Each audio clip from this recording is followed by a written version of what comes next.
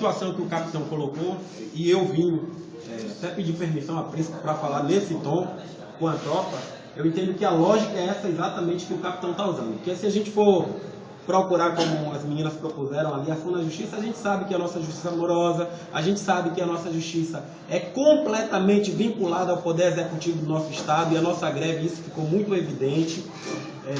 E aí, com relação ao que Márcia colocou ali, o que vale o que está escrito, e eu concordo absolutamente com isso, a portaria 67, no artigo 2º, ela é clara. Não existe essa coisa de oficial estar dizendo que nós temos que cumprir as 40 horas semanais, utilizando uma lógica de somar os 7 dias que a semana tem nessas 4 semanas, para que a gente considere o mês, se no artigo 2º da portaria 67, ela é bem clara, está lá de forma taxativa. O mês deve ser considerado com 30 dias. Então essa lógica, eu tenho dito nas redes sociais, eu disse na reunião com o comandante-geral, além de ilegal, é imoral. Oi?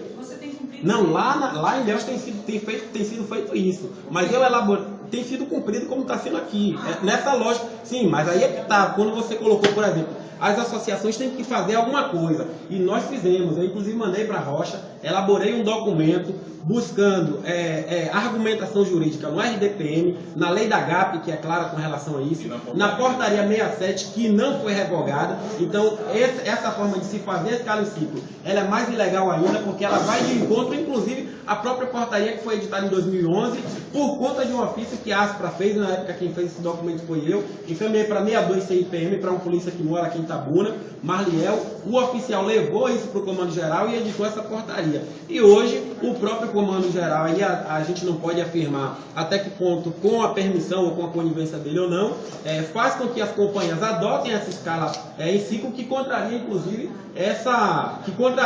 a portaria do próprio comando. Tivemos a Assembleia ontem, para nós assim, foi algo um pouco frustrante pela quantidade de pessoas que tinha e pela divulgação que nós fizemos, pelo desprendimento que Prisco teve com o mandato e as outras associações e a ASPA, mas infelizmente a tropa não participa.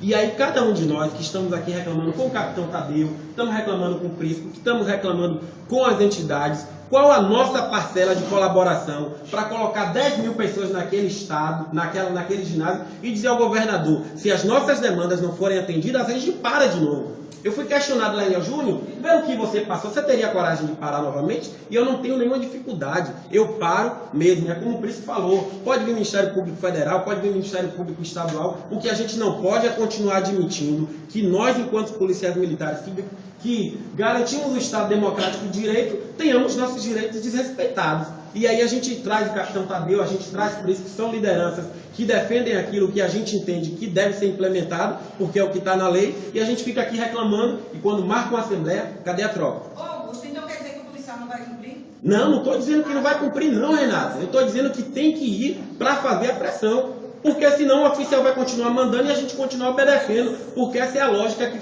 que é utilizada na polícia em quase 200 anos. Aí é que está a diferença.